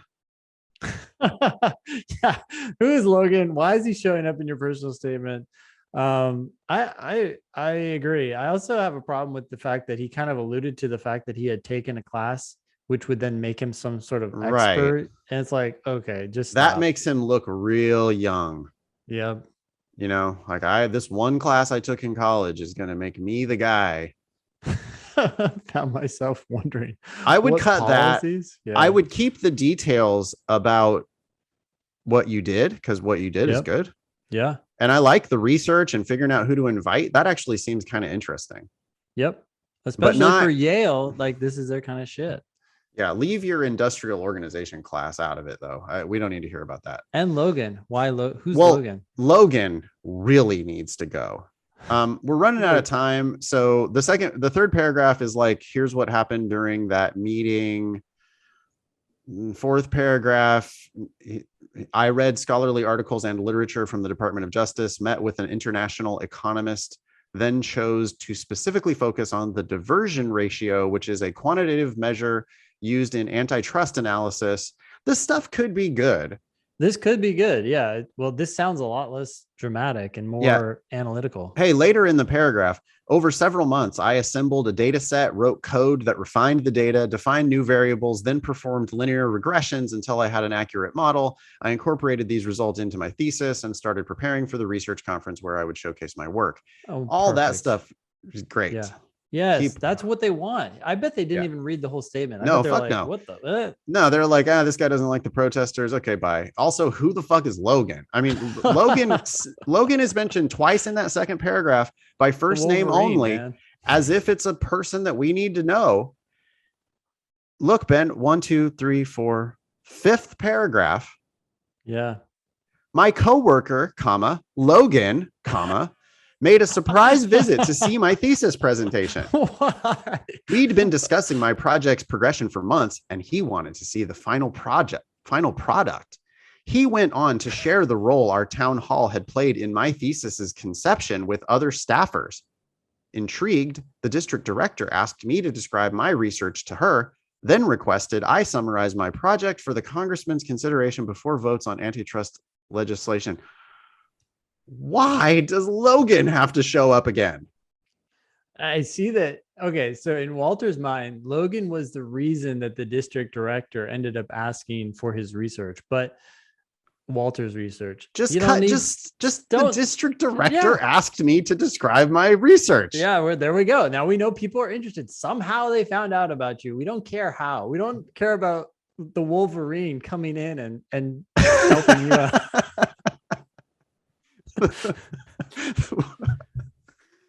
Yeah. My coworker Logan made a surprise visit to see my thesis presentation. Oh, it's like, I don't know. It's just such a bizarre, man. I mean, especially now, if we're talking about Harvard and Yale and, those types of schools, they have a mountain of applications. Yep. They're looking for reasons to get rid of you. Yep. And I wouldn't, Walter said, I'm worried if I made an unforgivable mistake. I don't know that it's an unforgivable mistake, but like, I get done with this and I'm like, what? Why did he bring up this Logan? What is that? It's a missed opportunity because Walter clearly has these analytical things that he's done that he could talk about and come across as the I can't even pronounce that word very well. Quintessential. How do you say that again? Quintessential. Thank you. Quintessential student at these schools, right? Like this is what they're looking for. Nerds who can crunch numbers. Totally. Yeah. Walter, make it more nerdy. Don't cut the drama.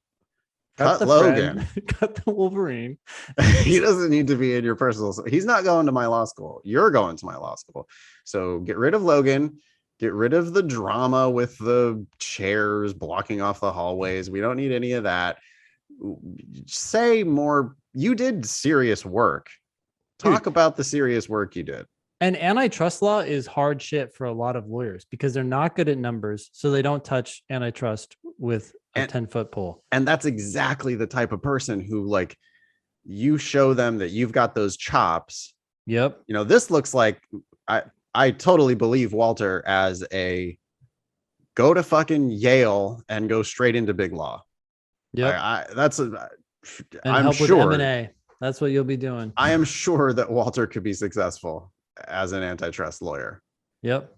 But he missed the mark on this personal statement badly by attempting to wrap it in this dramatic moment for no reason.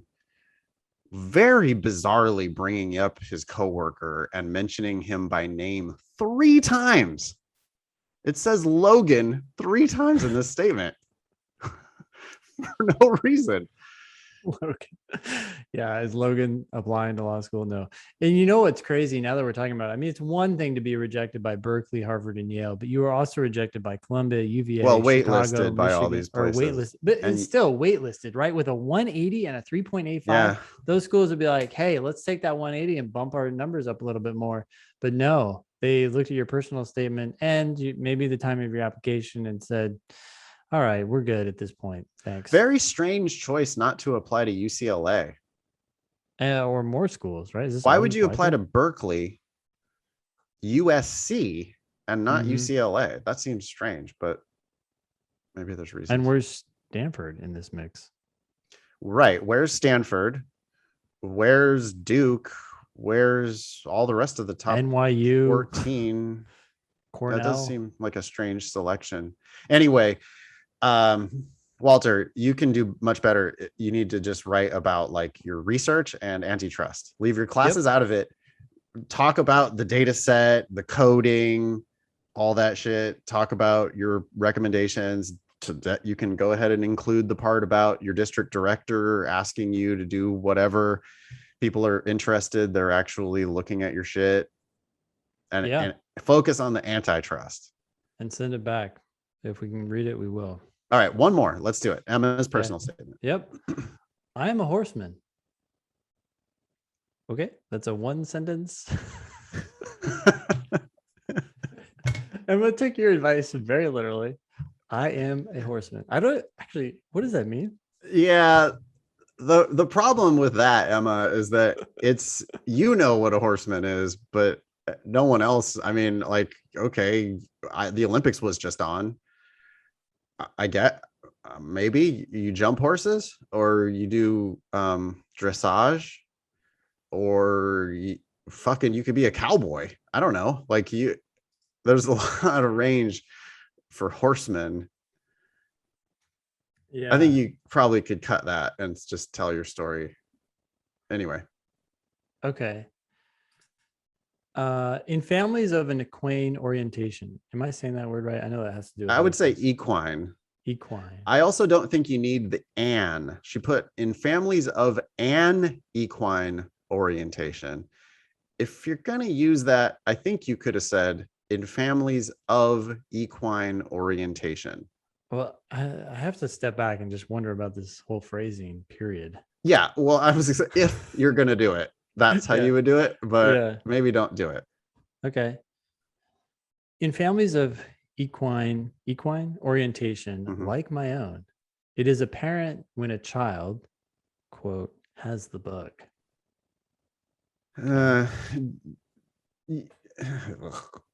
Like the scare quotes around like colloquialisms, you don't need them. You know, anytime you're considering putting quotes like that around a phrase, maybe don't use that phrase. You know, it's funny you say that. Leslie, who's my cousin and helps edit personal statements on occasion, she has been cutting out those quotes from me for so long that I just finally, I don't ever use them anymore. It's like, she's like, why do you need this? Why do you need this? Just use the word. Just say the word. Yeah. Well, I mean, half of English is colloquialisms anyway. Exactly. Yep. So you could we're all English speakers. You don't need to call out the fact. I mean, we get it that you don't actually have a bug. I would say only use these quotes if you don't mean it, right? Really, that's when you're putting quotes around something. Like, I'll have to watch myself to see if I ever do it in my own writing. I don't think I probably do. I think I just go ahead and say it. But like if you mean the opposite of what you're saying, right? You're like, I'm hungry, but you're really not hungry. That's the only time I might maybe use quotes, because you're actually that's a weird sentence. I don't know why I would ever say that. But anyways, my bag didn't satiate me. So it is apparent when a child, quote, has the bug. Okay, apparently for horses. The universal symptoms of a horseman display at a young age, obsession, curiosity, and passion. Now you're talking about yourself as a kid. I don't want to hear about it. Eventually, passion. Yeah. Passion. It's Emma, amazing. where did that come from? I mean, we've been yelling about that word for 300 episodes of this podcast. I mean, oh my God, read the rest of this paragraph. We need a buzzer so that whenever these things happen, semicolons, whatever, we just hit it. Okay. Eventually, sometime during adolescence, obsession molds into an unwavering dedication, and curiosity matures into a dynamic knowledge. Passion What? remains. Oh, sorry. Go ahead. I stepped on it. Go ahead. It's okay. Last sentence. Passion remains. I don't know. Fuck off. I don't know what's going on. Come on. Really? Pa- it's just I mean so this is exactly the opposite of what we always recommend. Yep. States of mind, youth, passion. I don't want to know any of this. No, tell an adult story, Emma. I'm happy to hear about your horsemaning. I'm happy to hear about that stuff, but not with all these conclusions and stuff about when you were a little kid and, oh, it was apparent that you had the bug when you were, who gives a shit? Who are you now?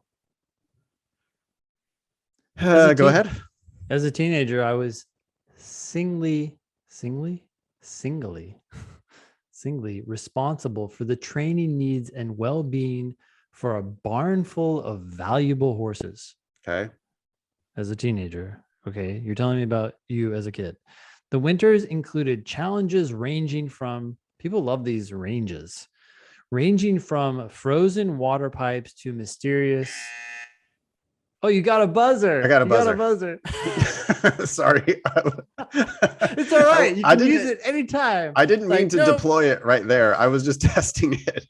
But yes, the buzzer is now equipped. Okay, good. Okay. I need to get one too. Yeah. The winters included challenges ranging from frozen water pipes to mysterious equine disease, which required consistent monitoring and administration of medications, all fitted around the hours of high school. I don't want to hear about high school. I proved my capability, but more than that, my steadfast commitment to my responsibilities, both as a horseman and a student. According to you, that's just a conclusion. Where's the facts? And also, this is about high school. Moving on. But Emma, I will say I've given you 3 paragraphs and none of these have done anything, not even the first one. Well, you could have said all this in one sentence. I mean, it's like, I'm a lifelong horseman. Boom. I've been a horseman since I was 4. But who cares? Yeah. If you started when you were in college, now you're a horseman. What are you doing? Yeah. I guess all I'm saying is it could be you could get it. Next thing, like, yeah, condense all that, get rid of all of that basically, and get to the point. Having dual enrolled at a community college, I graduated from high school early to pursue a career in riding. I took my first out-of-state job in Florida, where I studied undergifted horsemen from around the world. Okay. I think that should be one word, but I don't understand what that group is. My competitive. No, she studied under. Oh, thank God. Yeah, that makes a lot more sense. She wasn't studying under gifted horsemen. Hey, look, where this is going, I was like, whatever. Like, no, these are gifted horsemen. They're not under gifted. I don't love that phrasing, by the way. I studied under people. To me, it's just kind of like, okay, you learned from them. Okay. I studied under gifted horsemen from around the world. My competitive aspirations were halted, though, after making the decision to retire my horse. In the intermediate wake of that choice. In the immediate wake of that choice, quite serendipitously, I received a spontaneous message. What the fuck with the adjectives? Serendipitously and then spontaneous. I received a spontaneous message from the owner at one breakaway farm, which is capitalized, in need of a barn manager and exercise rider for thoroughbred racehorses, a discipline in which I had little experience. Okay, so you're not good at that. Tell us what you are good at. Why do people always talk about job offers? I don't know. They want to tell us how they got to where they are. Just tell us what you're doing now. On my first day, I failed the initial test, or so I thought. Okay, that's not a, you're not winning yet. Almost immediately, my mount dropped me to the ground hard. Hard in italics. That's yeah. That's a habit that Ben broke me of. I used to use italics and bold and shit all the time because I was trying to like put the emphasis on a word. And Ben said, dude, your writing is strong enough as it is without all this decoration. Let the words speak for themselves. And so I've pretty much, I think, broken myself of it, but like I'm always tempted. I want to do the control I. I'm like so tempted to put italics, and then I just go, no, yeah. Dropped you to the ground hard. Fine. Okay. Flushed with embarrassment, I bounced to my feet and assured my future boss and mentor, I'll leave right now. To which he replied, get back on the horse if you're willing. And I did. I don't want to hear about this story. Like you doubted yourself and someone was like, nope, you're fine. Like that's not a win. Later, he admitted. It's the literally getting back on the horse is the, you know what I mean? She's like, oh, I have to tell this story. Yeah. Okay. Later, he admitted that it was in that moment that he decided to hire me, recognizing that I am a true horseman, tough and determined. Stop telling me that. Like you got knocked off the horse one time and got back on. That says so much more than you then trying to force that conclusion that you're tough and determined. Also, you didn't sound tough and determined when the first thing you quoted yourself. Which why? But you quoted yourself as saying, I'll leave right now, exclamation points. That's not the first thing you said. You fell off one time, you jumped, I'm out of here, bye, I'm out. And then the guy said, no, get back on the horse. That doesn't make you look tough and determined. No, it makes you look like a quitter. You fall off a horse and then you get back on it again. That's the phrase, not you fall off the horse, protest, and then someone else tells you to get back on and you get back on. She made such a weird word choice there. Flushed with embarrassment, I bounced to my feet and assured my future boss and mentor, I'll leave right now. The assured there is like, don't worry. I'm goodbye. I'm sorry. I'm firing myself. I'm out of here. Goodbye. Don't worry. I assure you I'm leaving. And then he's like, no, we need someone to do this job. Could you try again? And you just fell off a horse. It's okay. Stop making it such a big deal. 5.5 years later, I woke up at 4:30 this morning. Whoa, it's a weird like shift in time frame. Yeah, we just leapt into the present moment. We're now in present tense. You wrote this today. I wrote up, but you didn't. I woke up at 4:30 this morning, as I do 6, sometimes all 7 days a week, and reported to my job as the barn manager at Breakaway Farm. Stop using dashes. Stop mentioning Breakaway Farm with all caps every time. What do you do? I mean, like, I also don't say as I do 6, sometimes all 7 days a week. Yeah, you're like overselling something that's not that just impressive. Say you got up at just say I get up at 4:30. That does say something. Yep. I get up at 4:30. Okay, good. What do you do at work? Yeah. There are no true off days when responsible for the lives of horses. These creatures do not partake in oh my gosh. What? These creatures do not partake in holidays. Wait. What? They don't. Horses don't have holidays? Like Columbus Day, right? Isn't that when did they get brought to America then? Through Columbus? When the enslaving happened? Yeah. Okay. These creatures do not partake in holidays. These creatures do not partake in holidays, nor do they recognize human sickness or poor driving conditions. Just say you work 365 days a year. Like you could have said this in such a better way by just like mentioning, like, I don't know, how about a little anecdote of like one Christmas morning when I was cleaning out the stalls at 4:45 in the morning. Oh yeah, we get it. You work on a holiday, the America's favorite take a break holiday. But that would be great, right? I mean, that would be much better than this. This like lengthy, there are no true off days when responsible for the lives of horses. These creatures do not partake in holidays. Okay, instead, right? And it's like, because now it's like the horses are the subject of the sentence instead of her being the subject of the sentence. And you could have given us that picture of like, yeah, I guess I do understand that. Like, she literally does get up at like 4:30 in the morning and go work with these horses on fucking Christmas. Okay. Yeah, but that's all you need to say. You could have just said it that way instead of all this convoluted shit. Yeah.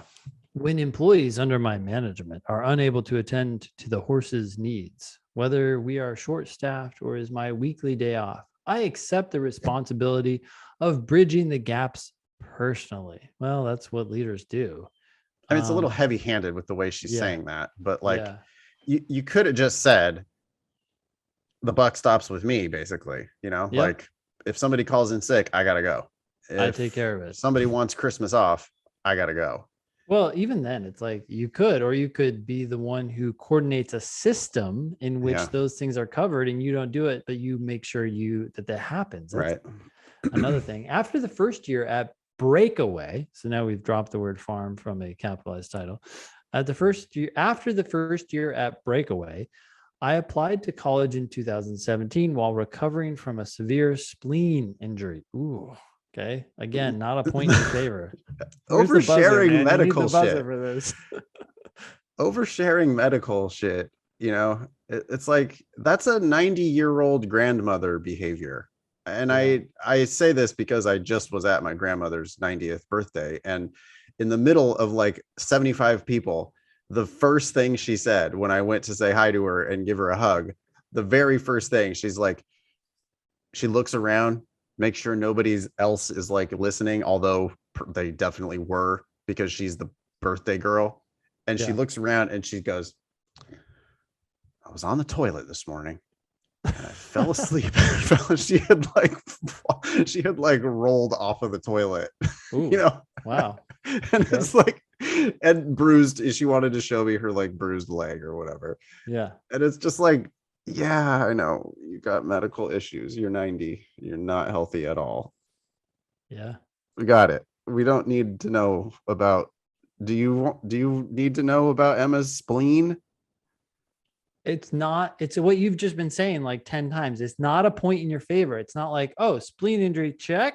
Yeah, we need one of those. Oh man, we got, this she's on dialysis and she's got this other thing. Like, we don't have any spleen industry. We got to get one of.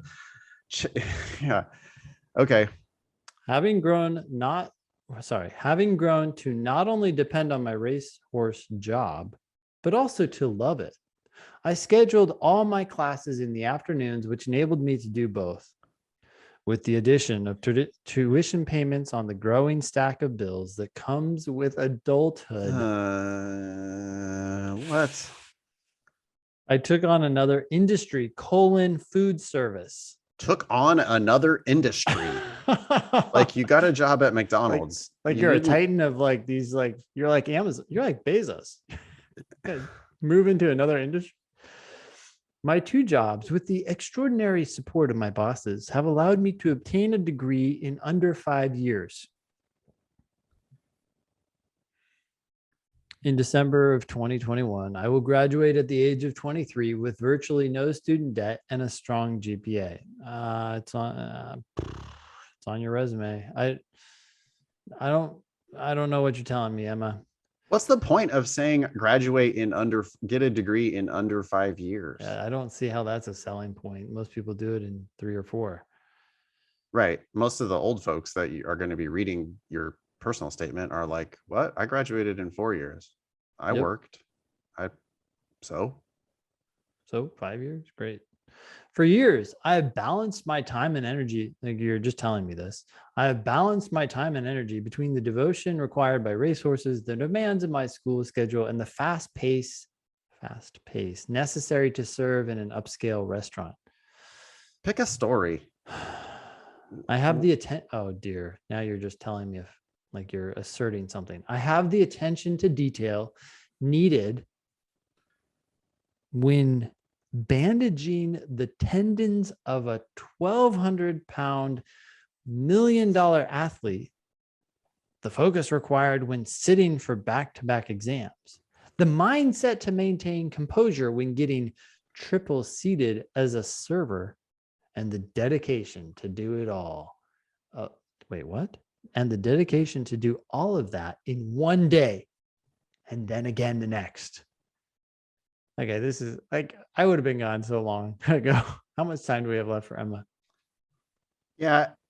No, we're way over time. I Oh, mean, okay. that part right there was like a straight lie. You did not bandage the tendons of a 1,200-pound horse and sit for back-to-back exams and get triple seated at your job as a server all in the same day. And then again the next day. No, you didn't. Nope. No, you didn't. Wait, the tendons are hurt again? Okay. Oh, well, Yeah. we got to go bandage. You might have done that one day, but you definitely did not sit for back-to-back exams 2 days in a row. That didn't happen. Yep. So He's you're got just one more. overselling. It's just too much. I mean, It's too much, too broad, and not enough specifics about one particular case. Your last paragraph, since we're here. I'm going to get my buzzer ready. Hold on. Yeah, get it ready. We're going to need like 3 buzzers in this one. Okay. My intention is simple, : okay, state of mind. Thank you. I will bring that innate obsession turned dedication, curiosity turned knowledge, and above all else, passion to all my endeavors, just as I always have. Up next, : law school, period. That's a very whimsical end to the statement. Oh boy, Emma, you could totally tell. I would pick a lane for sure. Yep. Because you undercut the horsemanship part when you also tell me about getting your degree at the same time, and you also tell me about the serving job. I don't really think we need that. I think you got to pick one. You know, you're still, it sounds like you still work at Breakaway and you're like a serious person there. I would probably just only tell that story. Yeah, give us more details. Like you alluded to the fact that you provide medical help for these animals. Talk about a situation where that happened and you had to make a decision about something. Talk about a situation where someone got sick and you had to step in and take care of their animal. It seems like there's a lot there that I don't know anything about that could show you kicking ass. And then you're going to probably need a paragraph explaining why you're shifting from being a horseman to being an attorney. Yep. Cool. Thank you. I would say overall, with all these statements, it seemed like they had things that they could talk about. They just didn't talk about them very well. And sometimes there's nothing there to talk about, right? Yeah. I think everybody has something. I mean, I'm fairly confident that everybody has a story that they could tell. But yeah, people just don't. They either, you know, like Walter was trying to go way over dramatic with the story, like make it, you don't need to make it cinematic like Walter was trying to do with the harangue and the blocking off hallways with folding chairs. By the way, that wouldn't do a very good job of blocking off a hallway. You know, that was like, when we say tell a story, we don't mean be cinematic. We mean tell a story of you being successful in your job. Yep. And I bet Emma has 100 different wins that she could tell us about, but she just doesn't really bother to do that. she's very unfocused and way too many conclusions. I mean, just she said passion 3 times.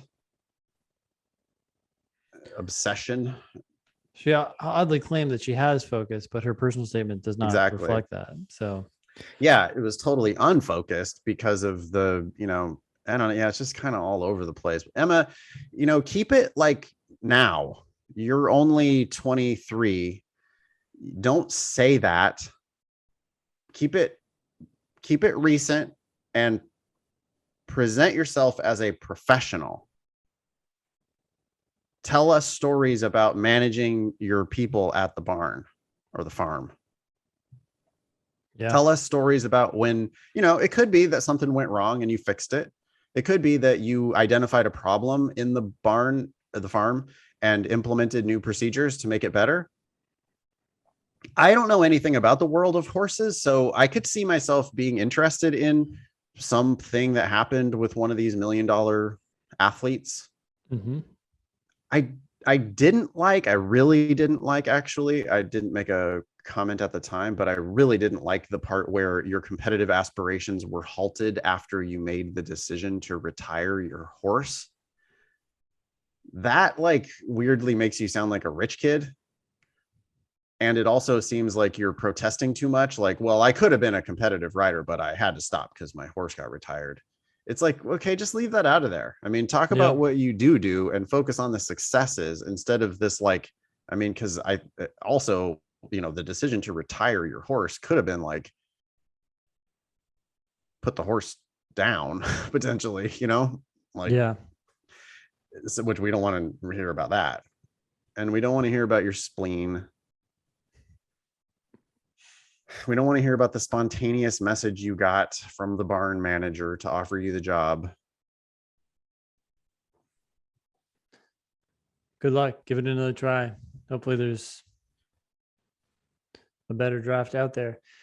I really do hope that I think all of these statements need significant work, but I hope that our comments, 95% of what we do is like knocking shit down. But the idea is that what remains is going to be a stronger foundation to build from. Yeah. So I hope it's helpful. Everybody keeps emailing in their statements. So, I mean, they must understand what we're trying to do, but I know that it can kind of come off as a little bit harsh because we're just like, don't do that. Don't do that. Don't do that. Don't do that. Yeah. And it's hard not to laugh sometimes, but hopefully you're laughing with us. I mean, you got to hear how funny these things sound sometimes when they're read out loud. Yeah. All right. Thank you so much, guys, for sending in your personal statement. Thanks, y'all. Be LSAT famous or personal statement famous for that matter. Email us at help@thinkinglsat.com and we will answer your questions. We will get back to more normal questions soon, but right now there's a huge demand for personal statement reviews. So yeah, it's that time of year. Yeah. Anyways, if you have questions about the LSAT Demon, that's our platform to help people get ready for the LSAT. Email help@lsatdemon.com. That help team is pretty responsive. I've noticed that they get back to people quickly, which is awesome. That was episode 312 of the Thinking LSAT podcast. Thanks all y'all for listening. Nice knowing you. Don't pay for law school.